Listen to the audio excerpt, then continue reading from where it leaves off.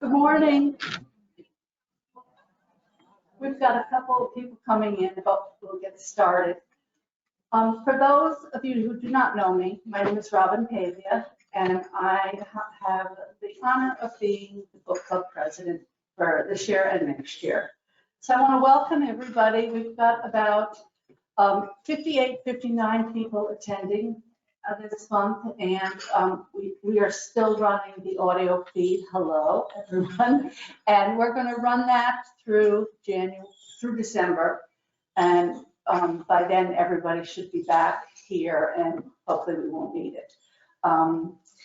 So as of this past Monday, we had 94 members, but I noticed a lot of people were paying, and that's going up.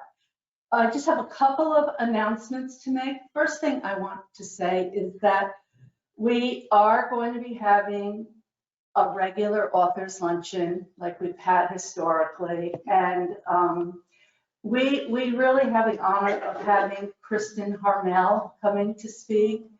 I personally, she's one of my favorite authors, and she's probably will be presenting her new book, which is The Forest of Vanishing Stars, which is set in World War II in the forests and woods outside of Poland. Her book previous to that was the Book of Lost Names, which takes place in France during World War II. So I've heard she's a great speaker. I've seen her speak on video feeds, so I'm really looking forward to her.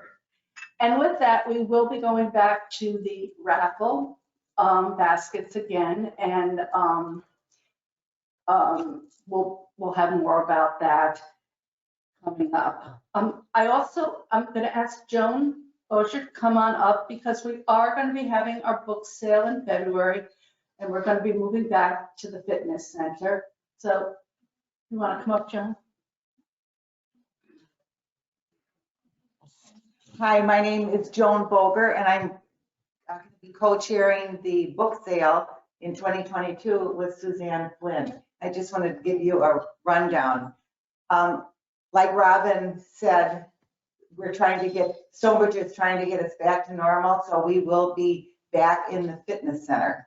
The date is the third weekend, or the third Friday in February. February 18th is our sale, and the day before, Thursday afternoon, is our setup. So what you can be doing right now is saving your books for us. And then the week before the book sale, then we can start bringing them to the club, and they'll store it for us and transfer it to the fitness center. And the club and the staff is really, I mean, everything seems to be on board to getting us back to what was our normal schedule 2 years ago. And they're excited, I'm excited, and Suzanne's excited, and it's a great event. And we will be putting out volunteer sheets in December at the December meeting. So, look for those. And I will say volunteering at the book sale is really fun. I have always just came as a customer, and last year Kathy Rushoff invited me to be her co-chair, and it was really fun. I've met faces now, have names to them and personalities and experiences, so it's really a great way to make friends and also to help our charities to increase literacy in Collier County. So look forward to seeing you volunteering and buying.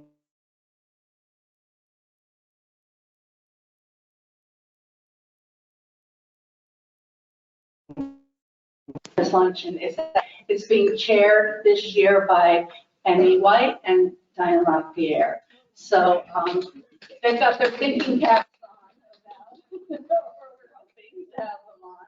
Since this book takes place mainly in a forest, we've got to do some creative thinking. We also have some updates from our charities. I'll start with Jean. You're going to come up, Jean Fletcher.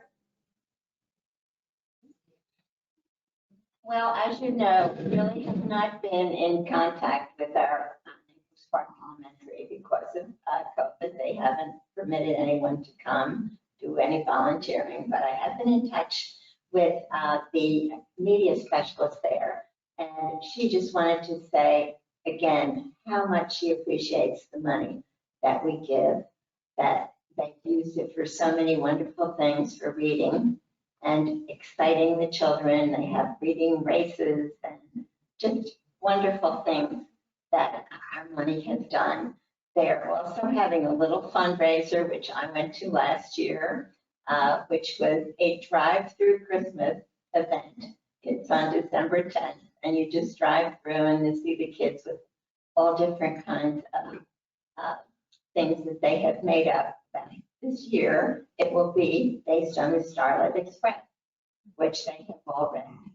So it's just a fun thing if any of you would just think of over 5 to 7 on December 10th. I do appreciate what we've done for them, so I know that they might be looking forward to more this year. So let's work on it. Thank you, Jean. Suzanne Flynn, who represents Brace Place.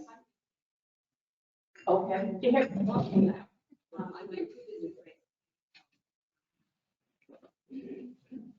Last week, an athlete gave me a tour, and it's amazing that what they've done there is wonderful. I haven't been there since before COVID, and everything is state of the art.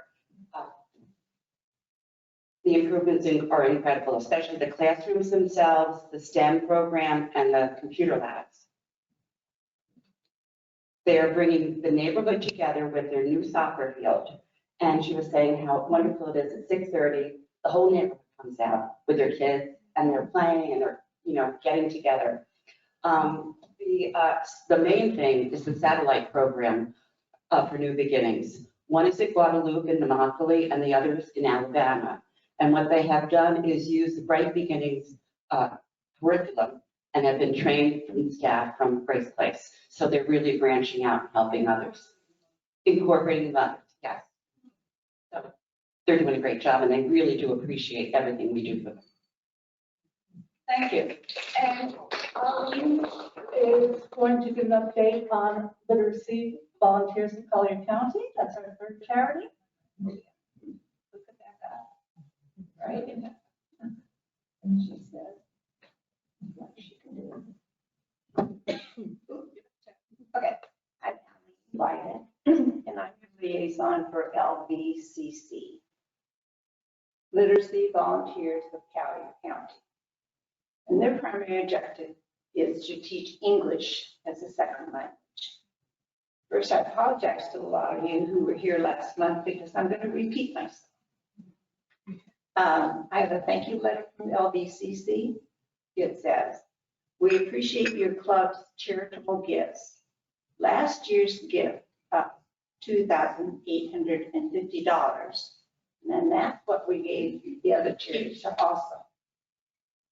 Facilitated in the distribution of 368 books to 48 families across 18 Collier County public schools with pre-kindergarten situation. Secondly, the executive board at LBCC would like the honor of recording some of you as you read aloud from a children's book from one of their selections. We'll use their selections because of the familiarity of the books with the families that are using them. Remember, we're not only working with the little kiddos, but the moms and dads are the first-time readers too. So they're building a digital video library modeling good reading. And the goal is to have 50 recordings, audio and video, for families to watch as they emulate good reading. So grandmas, great aunts, come out and unite and read to the little ones. LBCC will record here in the Live Oak Room. And 9 of you have already signed up. We obviously could use more. My first reading, I hope I don't have to do it again because the poor quality will begin on November 22 at 2 o'clock. Takes about 40 minutes. So think about it. Easy. Thank you so much. Yes. Right after the meeting, I, Jean, and Suzanne, hopefully, will be out at the table. And we'll have a couple, 3 different sign-up sheets so we can come quickly. Just your name and phone number, email, and they'll get in contact. Great. Okay. And I just remember that there's one more piece of business before I turn this over to Sarah. We got minutes posted on the door. I need somebody to agree. I need to approve the minutes. Thank you. Second. Everybody in agreement? Okay. So now I'm going to bring Sarah Drogan up to introduce, yes? One thing, because I know I missed, the information changed from when I sent out the email. The lunch at the bistro is pre-ordered. Yes. So if you want lunch, you have to fill out the form that's from. The forms are right out front. I know a lot of people did, so but if you still. Yes. Thank you. Okay, so the minutes are done, and well, here is Sarah Drogan to introduce our speaker, Betsy Gallo.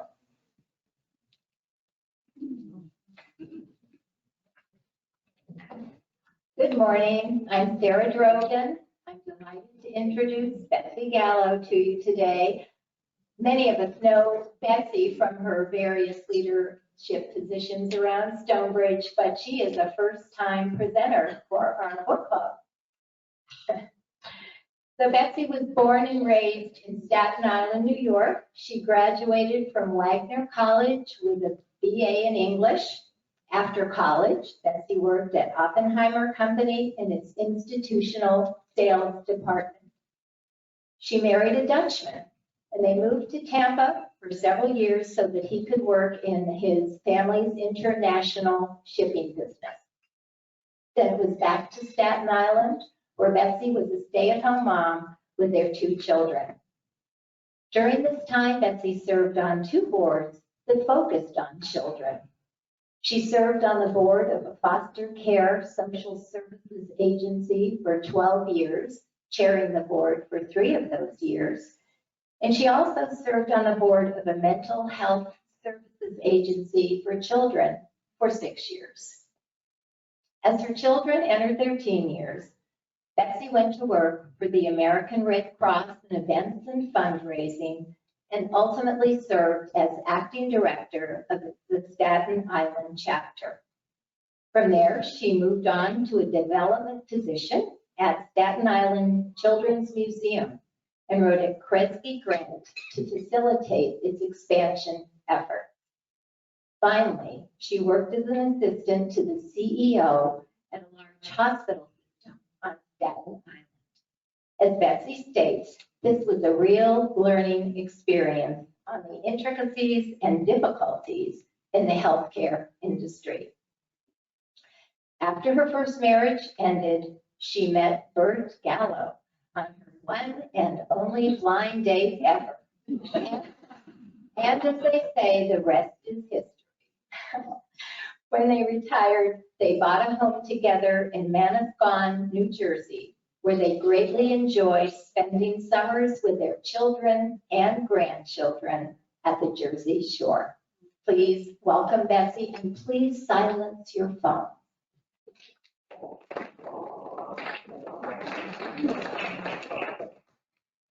Okay, hope this thing doesn't start doing crazy buzzes or anything. If it does, we'll stop and have somebody adjust it. So welcome everybody. It's really nice to see this many people here in person. Good to get back to that. So as you probably all know, we're doing today. Met by Maggie O'Farrell. And I want to let you know that when Sarah first asked me to present a book, she suggested Hamnet, a book named for William Shakespeare's son, who died at age 11. At first, I thought it's really audacious to try to write a story of Shakespeare's life. How could anyone put words into the bard's mouth? Maggie O'Farrell, because I can't see. Okay, I'm turning it over to you. Oh. They say just push that button, but I can't see the screen. So it's not. And if it doesn't work, you won't see Maggie O'Farrell. Not clicking, is it? All right, forget it. Maggie O'Farrell is a brilliant Irish writer. She's created an insightful story of the famous playwright, the bond between twins, and a marriage pushed to the brink by grief. Hamnet is a beautifully written and compelling book that dares to show us how Shakespeare may have felt when he lost his young son to the plague. Maggie O'Farrell was born in Coleraine, Northern Ireland in 1972. She and her two sisters grew up in Wales and Scotland, where her father taught in economics. To give her childhood some historical perspective, this was the time of the Troubles in Northern Ireland. Belfast was essentially a war zone between the Ulster Protestants, thank you, and the IRA Catholics. While Maggie left Ireland when she was a very young child, she returned for summer vacations, and she still holds an Irish passport to this day. As we learned from the novel Shuggie Bain, these were severe economic times in the UK. Life was rife with unemployment, social strife, and religious differences. Maggie was always an outsider in school, identified as not part of the tribe, and taunted by bullies. It was not uncommon to hear racist Irish jokes, even from teachers, who thought nothing of saying, "Is your family in the IRA? Is your father a terrorist?" After grade school in Wales and high school in Scotland, Maggie went to university at Newhall in Cambridge, which she describes as culture shock from someone from a Scottish comprehensive. Concentrating her studies in literature, she was well versed in Shakespeare and the multiple biographies written about him. Her plan was to pursue a PhD in literature and lead an academic life. But her less than stellar results on her finals changed her plans. She impetuously and without a financial safety net got on a plane and went to Hong Kong, where she worked as a journalist.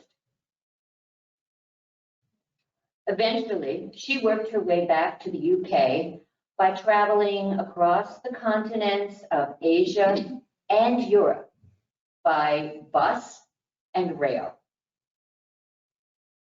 She lived in London for a while, working as an editor for the Independent News. And while there, she attended workshops to hone her skills as a writer. In London, she reunited with a Cambridge alum, Bill Sutcliffe. He's a fellow novelist. They are married, and they live in Edinburgh, Scotland, with their 3 children. Maggie's well-received first novel, After You'd Gone, was published in 2000, and it received the Betty Trask Award for first-time novelists. This was followed by 6 more highly acclaimed and award-winning novels. She was nominated 3 times for the Costa Award and won it in 2010 for her novel, The Hand That First Held Mine. Her 8th book, a memoir, was titled I Am, 17 Brushes with Death. This surprised her readers and the literary world because she had always been very private about her life. Maggie brings her unique style to the memoir, more like a suspenseful novel than a chronological retelling. She hopscotches across the decades, offering vignettes where we meet her as a daughter, student, office worker, wife, traveler, and mother.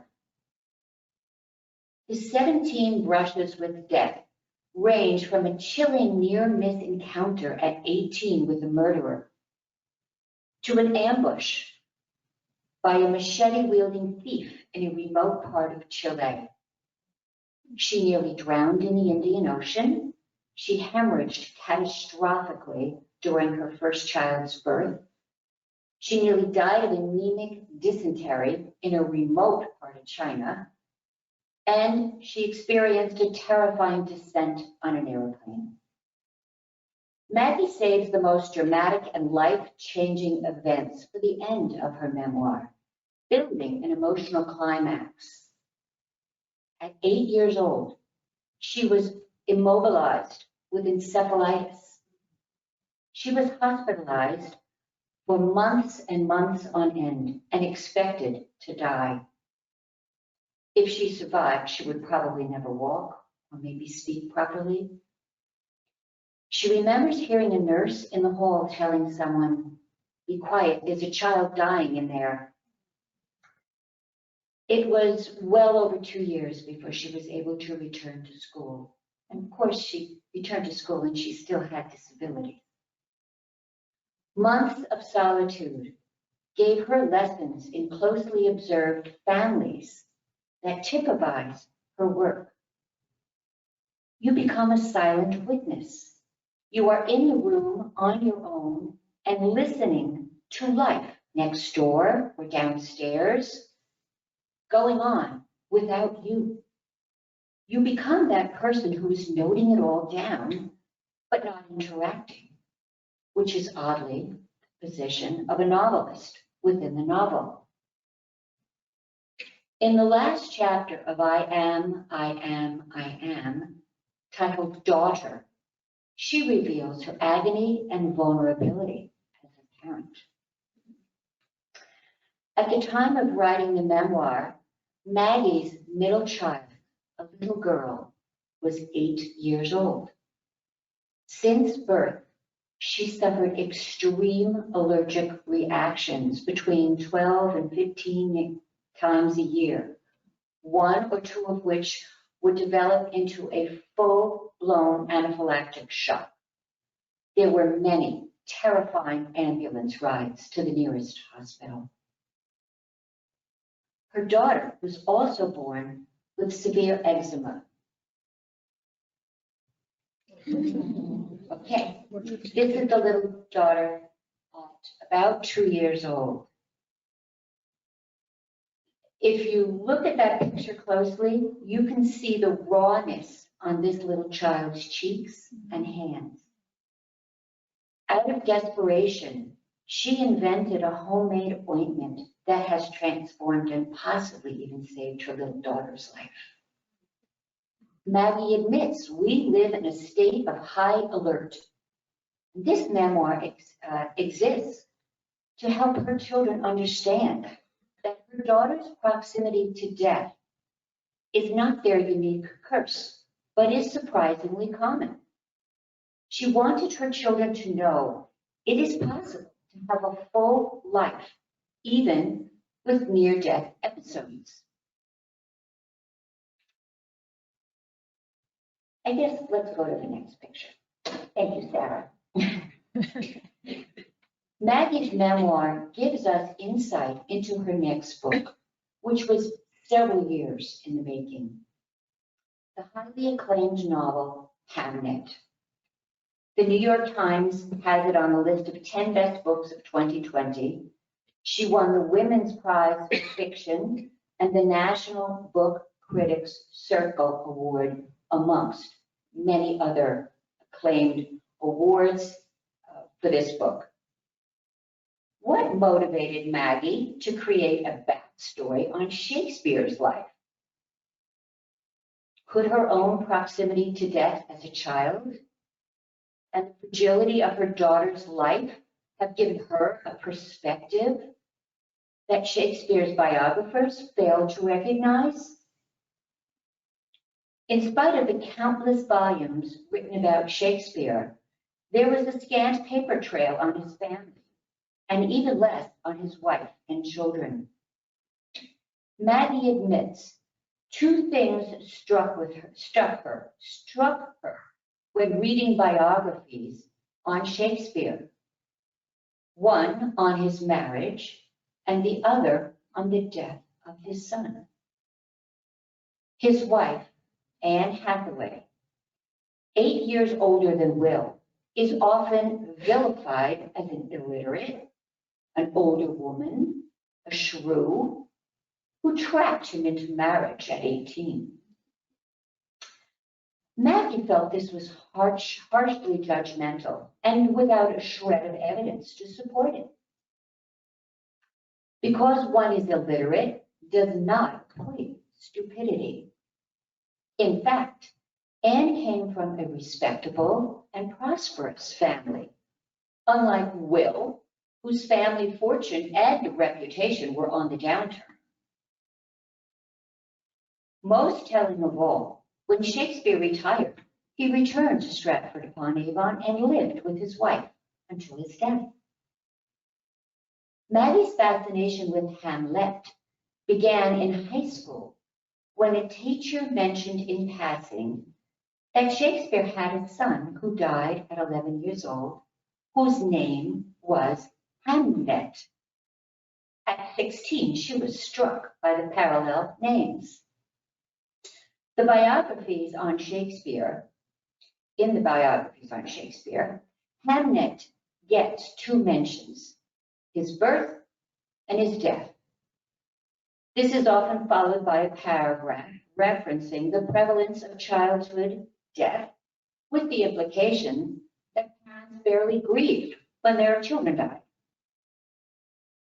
Maggie challenges this, believing that without Hamnet's short life and tragic death, the play Hamlet would not exist.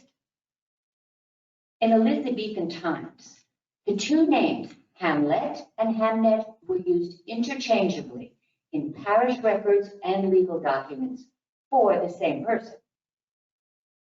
Maggie thought it astonishing that biographers failed to note any significance that Shakespeare's greatest play was named after his dead son. No one would take their dead child's name lightly and give it to the name of the protagonist, the ghost, and the title of the tragedy. Within a few years after Hamnet's death, Shakespeare would have to write his son's name over and over again, and to speak it himself when he played the role of the ghost in the first production. Maggie feels that Shakespeare, this mysterious and shadowy figure, becomes briefly visible to us as a heartbroken father. Shakespeare never kept a written record of his plays and poems. These were collected and published in a folio by 2 friends shortly after his death. What is known about his early life in Stratford-upon-Avon is primarily from parish records. There is no record of Shakespeare's birth date, but his baptism was recorded in the parish record. When writing Hamnet, the author stayed true to what known facts there were on the family. William was the eldest son and the third of 8 children born to John and Mary Shakespeare in 1564. John was the successful glover and a high alderman, similar to a mayor, in Stratford-upon-Avon, but he had a fall from grace and prestige by trading in wool, a different guild, which was prohibited.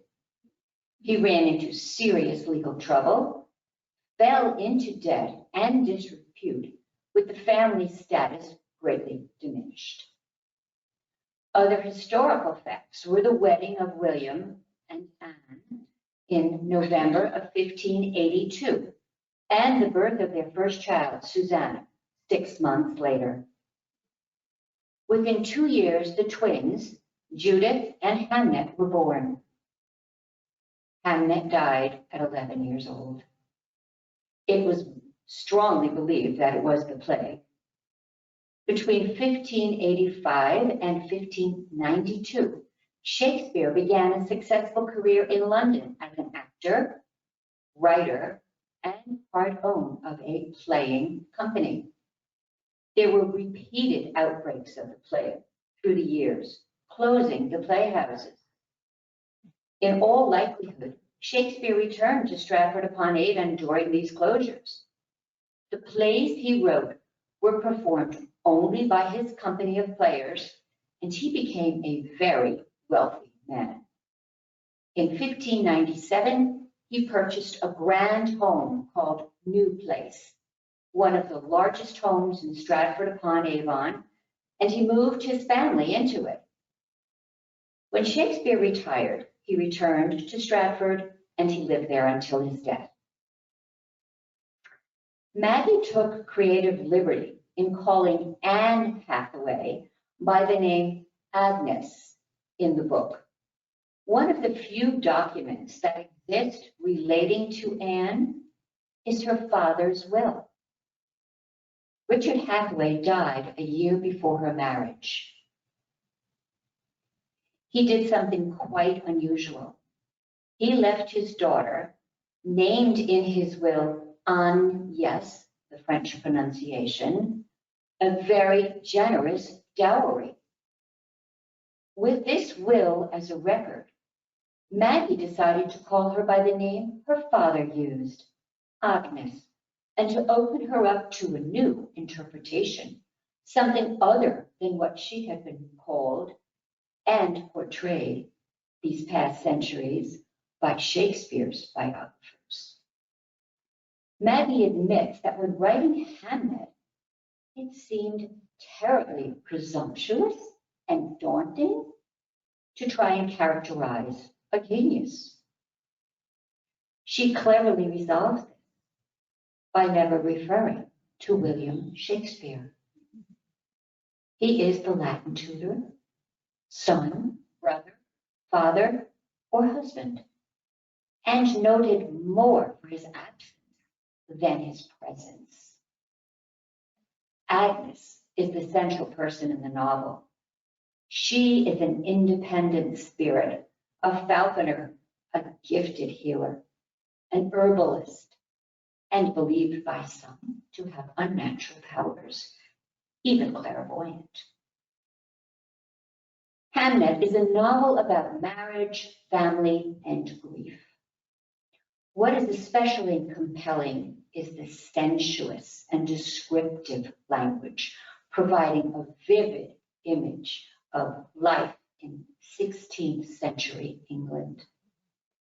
The style of writing is omniscient narration, where the narrator knows the intimate feelings and thoughts of every character. At rare moments, the perspective is from the kestrel, observing his mistress and the Latin tutor, or a flea jumping from body to body. The narrative shifts between 2 timelines, the present, with a short time span, beginning on the day Judith is afflicted with the plague and the family reacting to this crisis, and 15 years earlier, with the passionate relationship between the tutor and Agnes, their marriage, and early family life. Part 1 ends with the birth of Hamnet, followed by the death of Hamnet. Part 2, the last third of the book, describes each family member's and especially Agnes's struggle to cope with the grief in the aftermath of Hamnet's death. Part 1 opens with Hamnet's voice, immersing the reader in the thoughts of this 11-year-old boy. Tension builds as he is in a frantic search for someone. Mysteriously, the house, which is usually bustling with people, is deserted. He is searching for his mother or someone to help his twin Judith, who is unwell. The sights, sounds, smells, and pulse of the family home are revealed through Hamnet's eyes. These are some excerpts. The smell of his grandparents' home is always the same, a mix of wood smoke, polish, leather, wool. This house whistles with drafts and eddies of air, with the tapping and hammering of his grandfather's workshop, with the raps and calls of customers at the window, with the noise and welter in the courtyard out the back, with the sound of his uncles coming and going. But not today. Hamnet's mind is quick. He has no trouble understanding the schoolmaster's lessons. He can grasp the logic and sense of what is being told, and he can memorize readily. But his mind is also readily distracted. Walking into the forbidden space of the glove workshop, Hamnet has lost track of what he's meant to be doing. He has momentarily slipped free of his moorings, of the fact that Judith is unwell and needs someone to care for her, that he is meant to be finding their mother or grandmother or anyone who might know what to do. Skins hang from a whale. Hamnet knows enough to recognize the rust-red spotted hide of a deer, the delicate and supple kid skin, the smaller pelts of squirrels, the coarse and bristling boar skin. As he moves nearer to them, the skins start to rustle just enough for them to hear him coming. His task returns to him. What is he doing fiddling in the workshop? His sister is unwell. He is meant to be finding someone to help. He bangs open, one by one, the doors to the cookhouse, the brewhouse, the washhouse, all of them empty, their interiors dark and cool. He calls out again, slightly hoarse this time, his throat scraped with the shouting. Where can they be? What must he do? How can they all be out? Abruptly, the narrative shifts to Agnes. Every life has its kernel, its hub, its epicenter, from which everything flows out and to which everything returns. This moment is the absent mother's, the boy, the empty house, the deserted yard, the unheard cry, him standing here at the back of the house, calling for the people who fed him, swaddled him, rocked him to sleep, held his hand as he took his first step, taught him to use a spoon. It will lie at her very core for the rest of her life. Just as abruptly, it switches back to Hamnet. Hamnet is about to go out into the street when he hears a noise. It is a click or a shift, a minute sound, but it is the definite noise of another human being. Hello? Hamnet calls. For a moment, and just a moment, he entertains the notion it might be his father, returned from London to surprise them. It has happened before. If Hamnet walks into the room, his father will leap out. He will have gifts stowed in a bag. He will smell of horses, of hay, of days on. But it isn't his father. It is his grandfather. And he recalls his father's warning to stay away when he is in his black humors.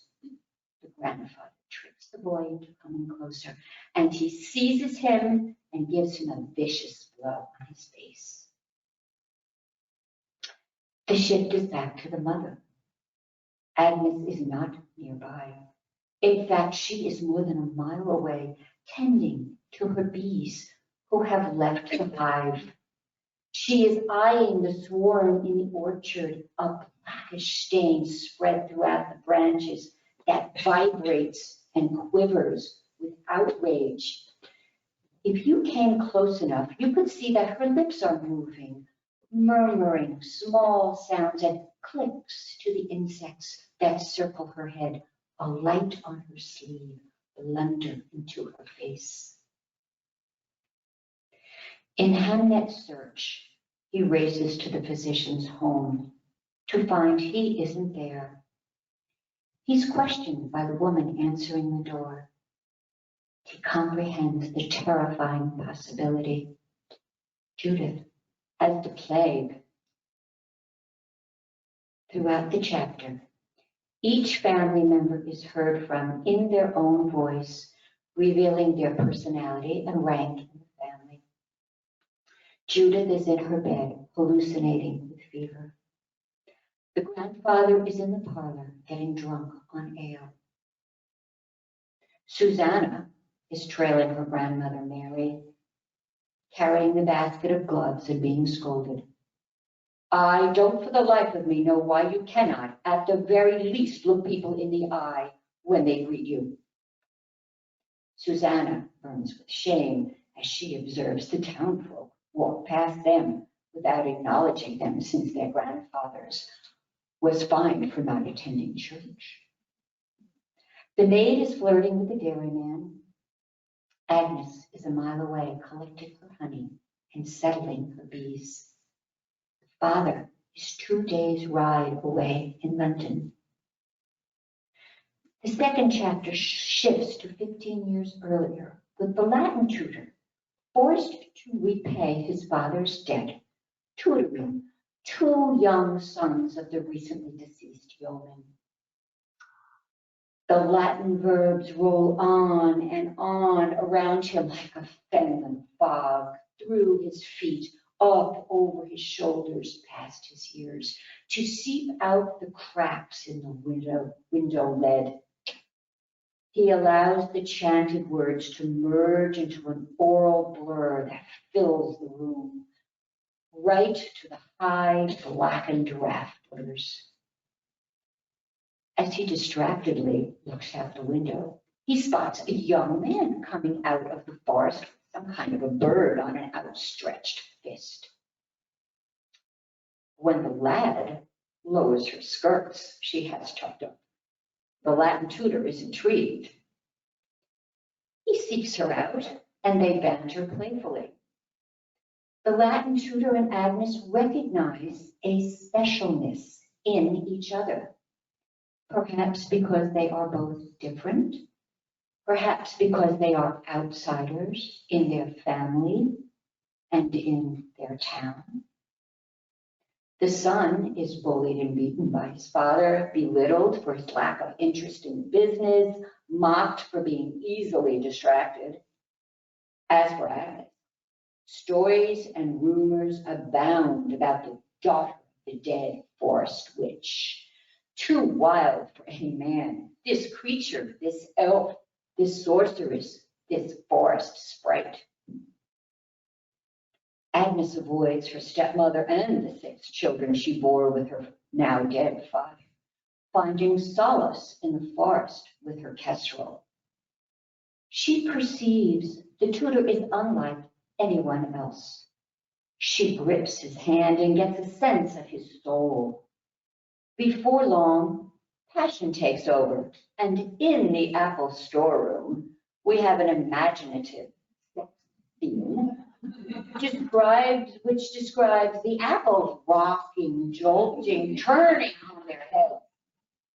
The kestrel observes the breathing of mammals increasing in pace, the click and slither of a tongue against teeth.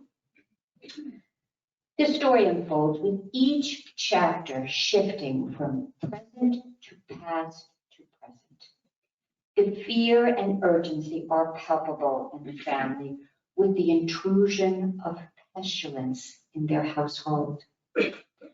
Mary and Agnes, often at odds with each other, organize in unison the tasks of caring for Judith. Hamnet is stricken with terror at the sight of the physician who comes to their door, cloaked in black, and in place of a face is a hideous, featureless mask, pointed like the beak of a gigantic bird. Hamnet has great faith that his mother's potions can cure anything. Everyone knows that. And she has compassion for the people that come to her door. Susanna, on the other hand, is impatient with the endless stream coming to their door, with the curiosity and suspicion of the townsfolk towards their mother. From her, we learn that their mother relies on Hamnet to read the letters from their father in which he speaks of contracts, of long days, of crowds who hurl rotten matter when they do not like what they hear, of the great river in London, and the pitfalls and difficulties he faces as the owner of a playing company. If the play comes to London, her father can be back with them for months, with the playhouses all shut by order of the Queen, and she sometimes secretly wishes for this. Early on in their marriage, Agnes discerns the deep melancholy of her husband.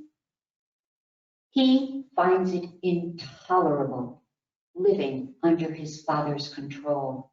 He needs more than this small town and live this life under his father's roof, which is stifling him. She devises a plan and enlists her brother, Bartholomew, to convince the Glover to expand his failing business into London, with her husband as the emissary. So great is her love for her husband that she is willing to sacrifice his close proximity in order to save him from his misery. In the middle of the book, in a complete shift from the Shakespeare family, a tragedy is set in motion halfway around the world. The path of the pestilence is traced to Warwickshire in 1596 via a glassmaker in Murano, a cabin boy on a ship in Alexandria, and eventually to a seamstress shop in Stratford-upon-Avon. By strange coincidence, Hamnet was published just as the COVID-19 pandemic locked down our world. The novel is a reminder, perhaps, that there is nothing new about the spread of pestilence from far off places to our towns and villages. Hamnet and Judith share an unspoken bond as twins. In the pre-dawn hours, when Agnes has fallen asleep from exhaustion, Hamnet crawls onto the straw pallet next to his twin, and he knows that he cannot live without her. It is like asking the heart to live without the lungs. It is like tearing the moon from the sky. He trades places with Judith to hoodwink death, to take him in her place. When Agnes awakes, she is confused that it is Hamlet and not Judith, who is now close to death. As they lay side by side on a pallet, their hands entwined. How could she not foresee this? The letter informing her husband that his daughter is very sick and has not many hours to live takes a slow and circuitous route. When the letter reaches him, he, lodger, brother, husband, father, and here, player, is standing in a guild hall in a small town on the eastern fringes of Kent. Agnes is pulled in two as she sits beside her son, holding onto his shivering body. Her daughter has been spared. She has been delivered back to them. But in exchange, it seems that Hamnet must be taken. Agnes does not leave his side. She swabs his brow, his limbs with a damp cloth. She packs salt in the bed with him. She lays a cozy of valerian and swan's feathers on his chest for comfort, for solace. She would try anything. She would do anything. She would open her own veins, her own body cavity, and give her blood, her heart, her organs, if it would do the slightest good. Hamnet's mind, however, is in another place. For a long time, he could hear his mother and sisters, his aunt and his grandmother. He is aware of them around him, giving him medicines, speaking to him, touching his skin. Now, though, they have receded. He is elsewhere, in a landscape he doesn't recognize. It is cool here and quiet. He is alone. Snow is falling softly, irrevocably, on and on. The silence, the cool, the altered, slivered light. It is something more soothing to him. He wants only to lie down in the snow, to rest himself. His legs are tired, his arms ache. To lie, to surrender himself, to stretch out on this glistening, thick white blanket. What relief it would give him. And there by the fire, held in the arms of his mother, in the room in which he learned to crawl, to eat, to walk, to speak, Hamnet takes his last breath. He draws it in, he lets it out. Then there is silence, stillness, nothing more.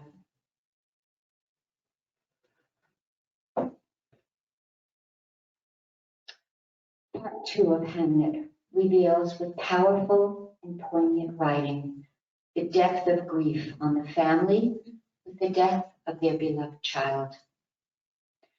The chapter opens with a heartbreaking description of the burial preparation. Agnes lovingly washes her son's body from head to toe, remembering his aliveness with every scar, callus, and pockmark. The father finally reaches home in the milky, uncertain light of dawn, before Agnes has taken the last stitches in the shroud covering her son's face.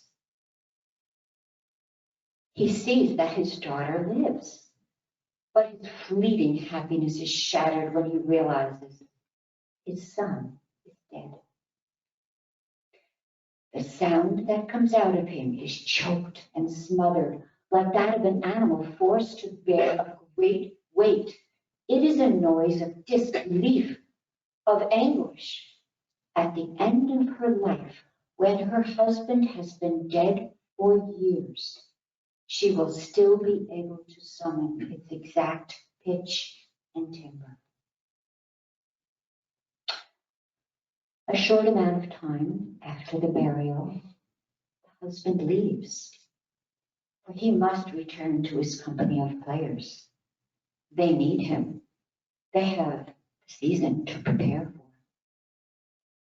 He cannot give this up. He cannot stay here, in this house, in this town, on the edges of the glove business, not even for his wife. He sees how he may become mired in Stratford forever, a creature with its leg in the jaws of an iron trap, with his father next door and his son cold and decaying beneath the churchyard sod. Agnes is distraught. Summer is an assault. The long evenings, the warm air wafting through the windows, the slow progress of the river through the town, the sound of children playing late into the street, the horses flicking flies from their flanks, the hedgerows heavy with flowers and berries. Agnes would like to tear it all down, rip it up, hurl it to the wind. Autumn, when it arrives, is terrible too. The sharpness in the air early in the morning, mist gathering in the yard. Here is a season Hamnet has not known or touched. Here is a world moving on without him. Judith, too, is lost without her twin. What is the word? Judith asks her mother. For someone who was a twin, but is no longer a twin. Agnes can't forgive her husband for not being there. Their lives grow apart, not sharing their pain, but suffering their loss separately, each in their own way. Agnes is utterly changed, unmoored. The father manages his grief by writing histories and comedies. Only with them can he forget who he is and what has happened. The husband does not return for a year. When he does, he is greeted by an angry wife who can barely tolerate him. After several days, he seeks her out while she tends her bees, and he asks her, "How often do you think of him?"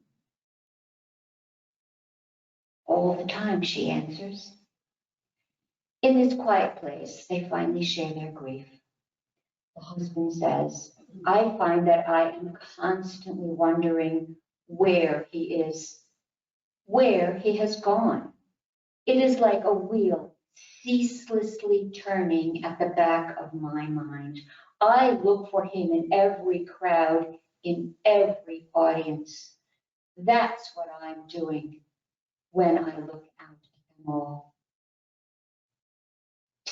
A harmony is reached in their lives until, just a few years later, Agnes learns that her husband's latest play, a tragedy, is called Hamlet.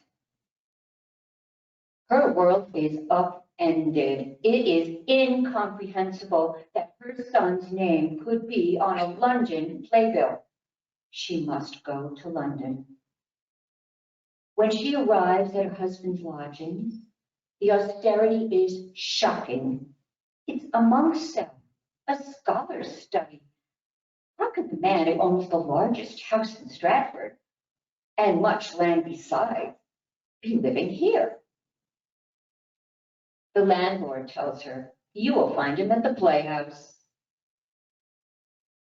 Agnes approaches the playhouse with a range of emotions, exhausted from the journey, dazed by the confusion and filth of the streets, furious at her husband. The babble and shoving of the crowds are suddenly silenced when the play begins. She has worked her way forward, close to the stage and holds herself very still, concentrating on the players. She doesn't want to miss a sound. Soon, to hear that name out of the mouths of these people she has never known and will never know, and used for an old dead king, Agnes is ready to flee. She will send her husband a letter saying, "Don't come home. Don't ever come back. Stay in London. We are done with you." And suddenly, a lad, halfway between a man and a boy, is on the stage, and she is paralyzed by his appearance and mannerisms. This lad has been taught to stand, to walk, to speak, to look like her son. Hamlet on this stage is two people: the young man alive and the father dead. Her husband has brought him back to life in the only way he can. As the ghost talks, she sees that her husband, in writing this, in taking the role of the ghost, has changed places with her son. He has taken his son's death and made it his own. He has put himself in death's clutches, resurrecting the boy in his place. The ghost turns his head towards her as he prepares to exit the scene. He is looking straight at her, meeting her gaze as he speaks the final words. "Remember me."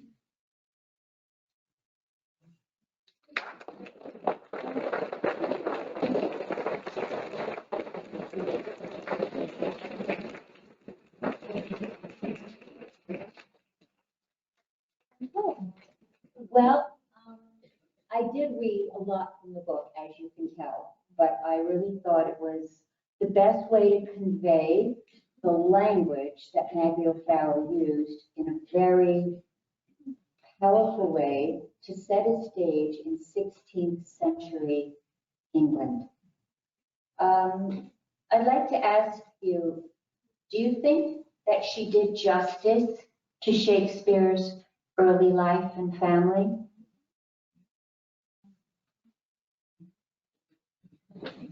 Yeah, that was amazing. I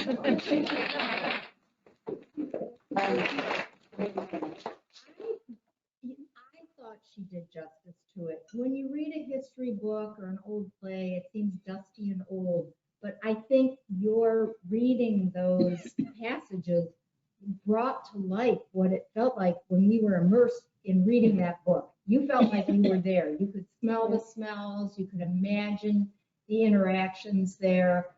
So I do think she did justice. I do have one little comment, an observation too. I started reading this in January, so that was great that I had these reminders of these things. But as I was reading it, you know, here we are in the midst of a pandemic, and on the title page, it's Hamlet, a novel of the plague. And she must have been prescient because she probably started writing this several years before, right? She started writing this book probably 5 or 6 years before it was published. Yeah.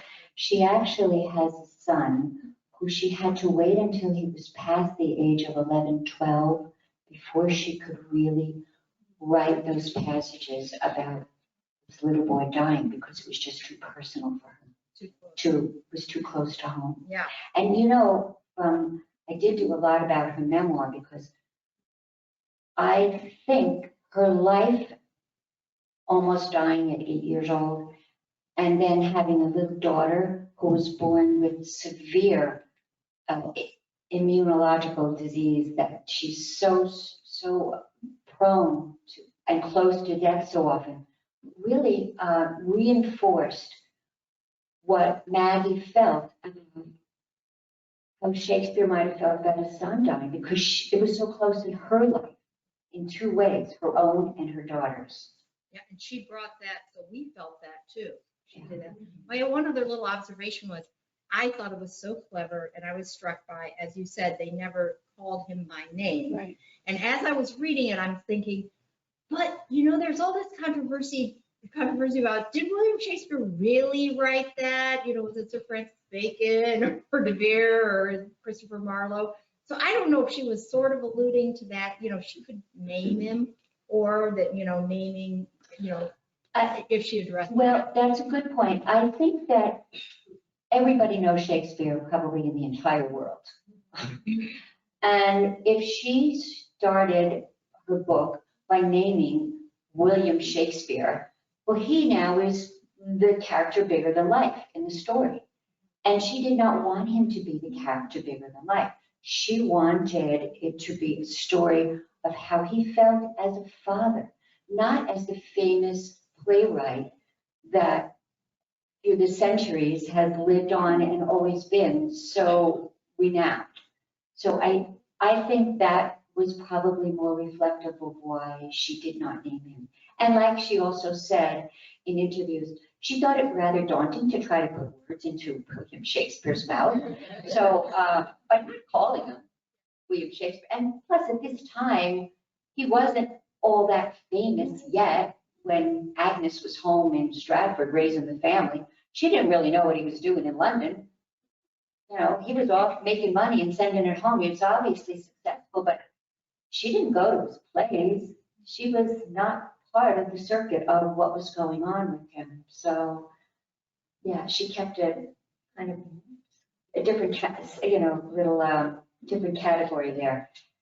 I also wanted to just say something about the Black Plague, because it really, really was a terrifying thing in those times. It was not just now and then, like every 15 or 20 years. It was something they always lived with, the fact that the plague may be coming. And in London, it also very often affected the young players in these play companies.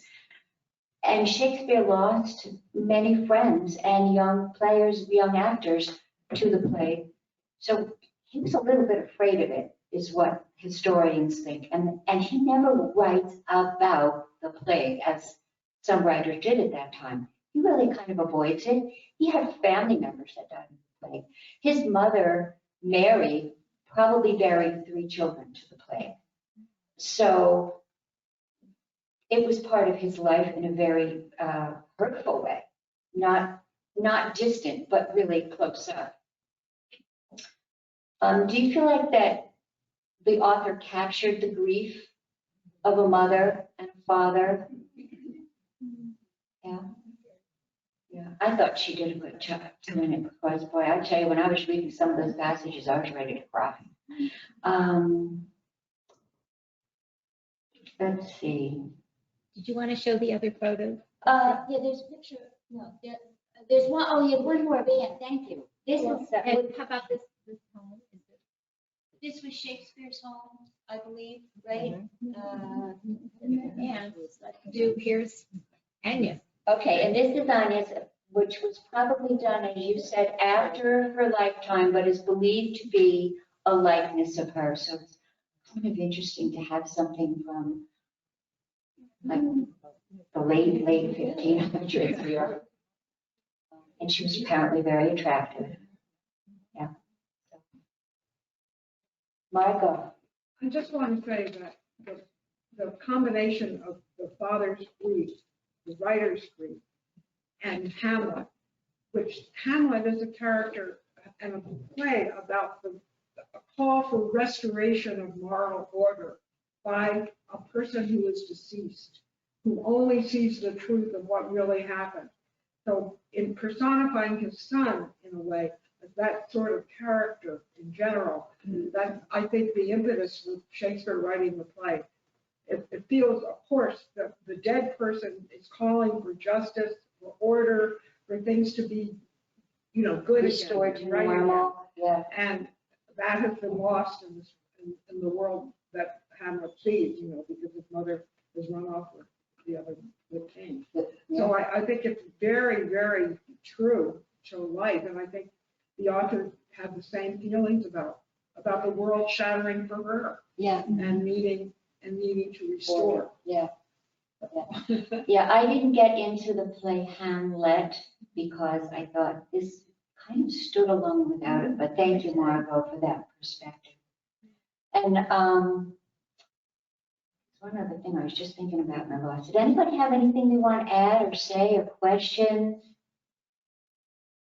Great job. Thank you. Well, I just want to tell you, this Maggie, she's just a really fascinating woman. Her little daughter was born with eczema that was so severe that even at birth, she knew this child, her skin was not right. Her skin would literally just like slough off.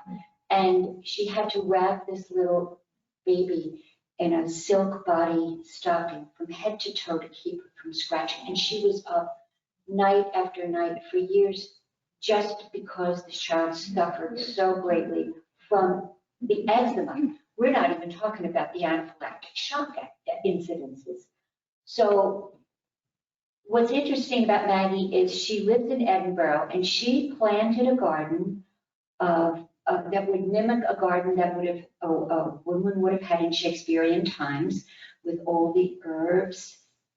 And she took courses on how to take these herbs and make the poultices and herbal cures that they would have used in those days. So what she also did, which is kind of remarkable, she used beeswax as a starting point, and she developed something to help her daughter's eczema. It was that severe, she just thought, we can't go on forever like this. And by 3 years old, this little child was on steroids that were not recommended for anyone under 12 years old. So she's on steroids to help with the itching, and she could be on this like for how long? So with just O-level chemistry, as she calls it, and Google, she developed an emollient by taking beeswax and heating it at a very, very high temperature to break it down, adding shea butter, and then experimenting with different herbs that were soothing and moisturizing. She actually developed something that helped her daughter's skin. Now, she had been to dermatologists, as you can imagine, all over. And she was horrified that some of the dermatologists were actually giving her creams that had things in it that were irritants to the skin. So, she knew right away she was going to click with a dermatologist. But you can imagine, as a mother, she was just desperate to find something for her baby. So she developed it, and her dermatologist was so pleased with the results and how it helped her daughter that he asked her to go and speak to other dermatologists about what she developed and how she did it. So she's just a pretty remarkable woman. Oh, and also she didn't just experiment on her child. Her husband had mild eczema. So she experimented on him. And if it worked on him, then they used it on the baby. And so, by 5 years old, this little one was able to go to school because the eczema was under control. So, it's just another extraordinary tidbit on her life that she's a very unusual woman. So, and if you want to read any other books by her memoir is very engaging. And I spent a lot of time on it, but I just thought it really reflected on why she wrote Hamlet. So that's why I spent that much time. But I also read another book, The Vanishing Act of Esme Lennox. Very interesting book. Two different time periods. She handles them both well. One is current, one is probably like 60 years before something. And it's a good read. And I think she's had so many accolades that if you pick up any of her books, you'd probably enjoy them. So that's it. Thank you, everybody.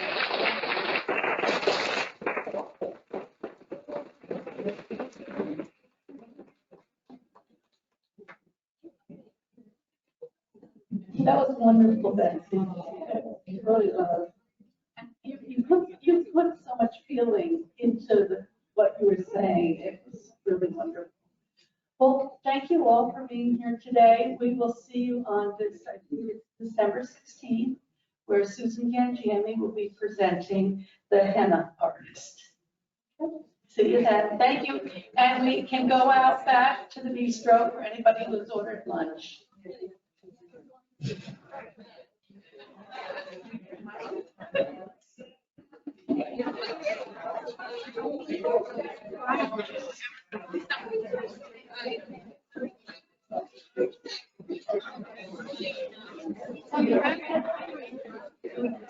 Before everybody goes down there. Yeah, Guy's gonna run to the ladies' room downstairs and then meet us.